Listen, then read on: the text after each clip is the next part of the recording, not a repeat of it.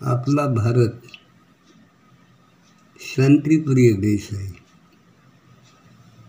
वेदाच्या काळापासून भारतीयांवर झालेले संस्कार आहेत ते, आणि ते संस्कार इतके पक्के आहेत की कोणी संकटात असलं तर त्याला मदत करा. तो आपल्याशी कसा वागणार आहे पुढं हे माहीत असूनही आपण त्याच्यावर उपकार करणारे आहोत. यातला अभिमानच वाटतो आपल्याला कधी कधी. आणि म्हणून या बांगलादेशामध्ये काय झालं होतं, 1971 साल आहे, 71 साल तिथं उठाव झाला. उठाव म्हणजे पूर्व पाकिस्तानचे बहुमत आलं होतं आणि मुजीबुर रहमान पंतप्रधान झाले होते. पश्चिम पाकिस्तानला ते मंजूर नव्हतं आणि म्हणून त्यांनी मिलिटरी ॲक्शन घेतली.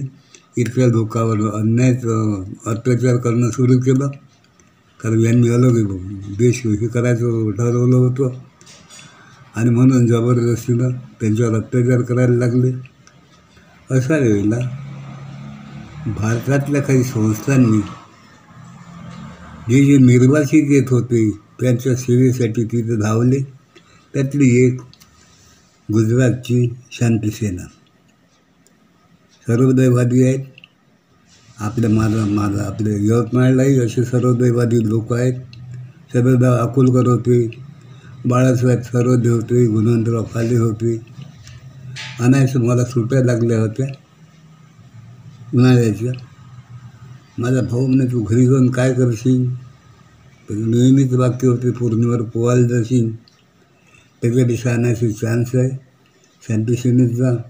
पण ते काय झालं होतं, बाळासाहेबांनी काय केलं होतं, रिझर्वेशन 2 जणांचं केलं होतं. एक वारसूलचे पवार आणि अजून एक सोबती होता. मग सगळ्यांचं म्हणणं पडलं, तुम्ही डायरेक्ट कलकत्त्याला जा. ठिकाणचा पत्ता दिला आणि मी ठरल्या दिवशी कलकत्त्याला तिथं हजर झालो. खडगपूरपासून चालू होते मातीच्या कपात, चहा पिणं वगैरे, मजा येते जरा. कलकत्त्याला 3 दिवस पहिल्यांदा आमचं शिबिर झालं.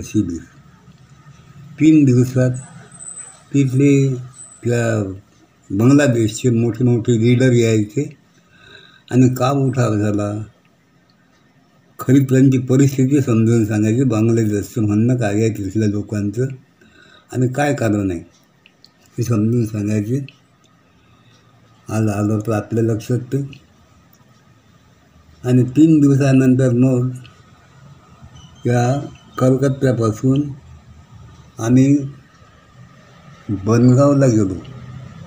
आणि बनगावचं हे शेवटचं स्टेशन भारतातलं, कलकत्त्यावर निघालेलं शेवटचं.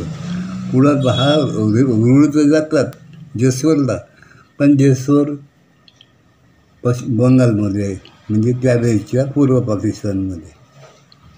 म्हणून आमचे कॅम्प या ठिकाणी होते. काय रात्री लोक यायचे, ते सोडून द्यायचे हाल. काय पोरं बारं घेऊन गाठोडे बांधून त्यांना आणायचं, त्यांना कॅम्पमध्ये ठेवायचं, त्यांची सोय करायची, हेच कामं होते. कारण शरदराव अकोलकरांनी सांगितलं होतं, रिपोर्ट पाठवत जा, आम्ही छापत जाऊ.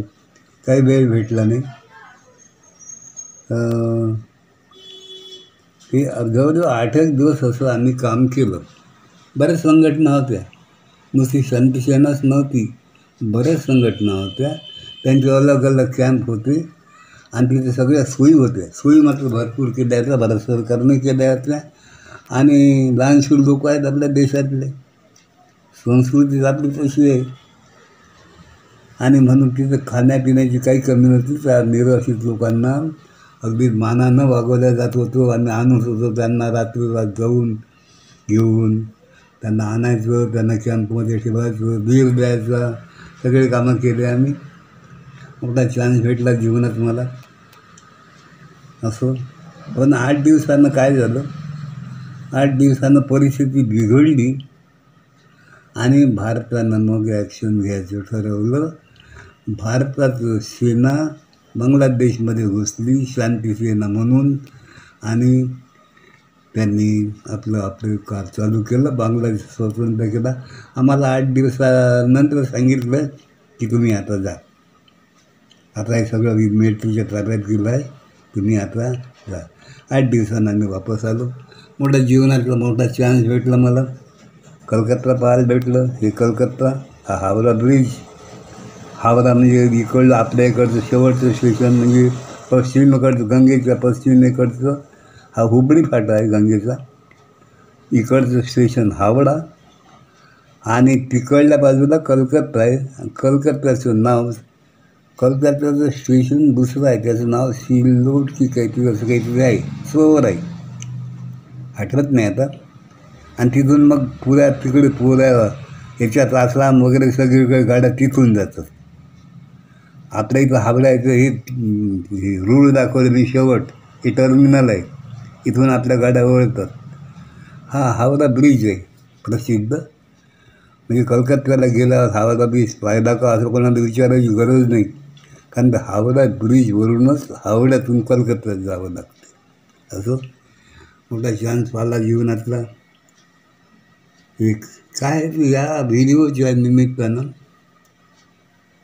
जुन्या लोकांचे विचार, त्यांचे संस्कार हे माहीत पडते. यवतमाळला सर्वोदयाचं काम चालते हेच माहीत नव्हतं, ते आता बऱ्याच लोकांना माहीत पडते या व्हिडिओतून, की सर्वोदयाचं काम चालवत होतं बाळासाहेब सर्वोदय, मुनंतराव फाले, शरदराव अकोलकर हे कामं करायचे सर्वोदयाचे.